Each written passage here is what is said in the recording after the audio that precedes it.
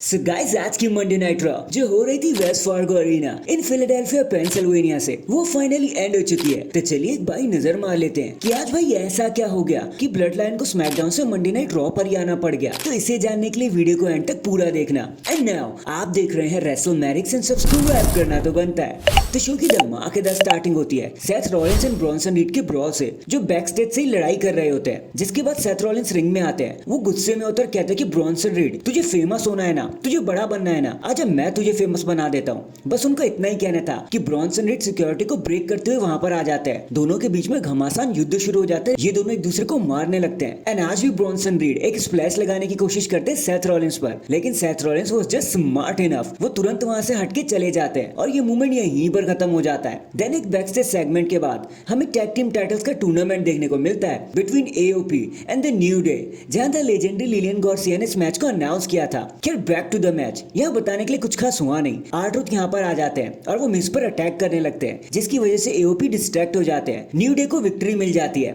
Match के बाद जब फाइनल टेस्टामेंट आर-ट्रूथ को मार रहे होते हैं तो एक्सेवियर वुड्स कॉफी को हेल्प नहीं करने देते, लेकिन वाइट सिक्स वहां पर आ जाते हैं और वो एक एक करके फाइनल टेस्टामेंट को खदेड़ने में कामयाब हो जाते हैं। और द मिस भी इस लपेटे में ऑलमोस्ट फंस गए थे। वो तो पॉल बीच में आ गए, जिसकी वजह से उनकी जान बच गई और ये मूवमेंट यहीं पर खत्म हो जाता है। वहीं बैक स्टेज में हमें जैकी रेमंड देखने को मिलती है जो एडम पियर्स से एक इंटरव्यू ले रही होती है about Seth Rollins and Bronson read. लेकिन हम देखते हैं कि सेथ और रीड तो फिर भी लड़ रहे होते हैं। बड़ी मुश्किल से ऑफिशियल रोक पाते हैं आज उन्हें। नेक्स्ट हमें the damage control versus live Morgan and Raquel Rodriguez के बीच में एक वुमेन्स टैग टीम मैच देखने को मिलता है। एंड यहाँ पर लैश लेजेंड बैरिकेड में होती है और वो इयो स्काई पर हाथ उठा देती है, जिसकी वजह से ये मैच नो कॉन्टेस्ट की कंडीशन में एंड हो जाता है। लेकिन मैच के बाद लैश एंड जैक्सन डैमेज कंट्रोल पर अटैक करने लगते हैं। जैसे इन सब में लिव मॉर्गन ऐड होने की कोशिश करती है कि तभी रिया रिप्ली वहां पर आ जाती है और वो सब पर एक एक करके अटैक करने लगती हैं। लेकिन अल्टीमेटली आज भी Liv Morgan and Dom Dom भागने में कामयाब हो जाते हैं। रिया रिप्ली उनको नहीं मार पाती। फिर वहीं हम देखते हैं कि Seth Rollins and Bronson read अब भी बैक स्टेज में घमासान लड़ाई कर रहे होते हैं और इस बार तो एडम पियर्स को गुस्सा ही आ जाता है। वो कहते हैं भाई ठीक है, इतना ही लड़ने की खुजली है ना, तो एक क्राउन जूल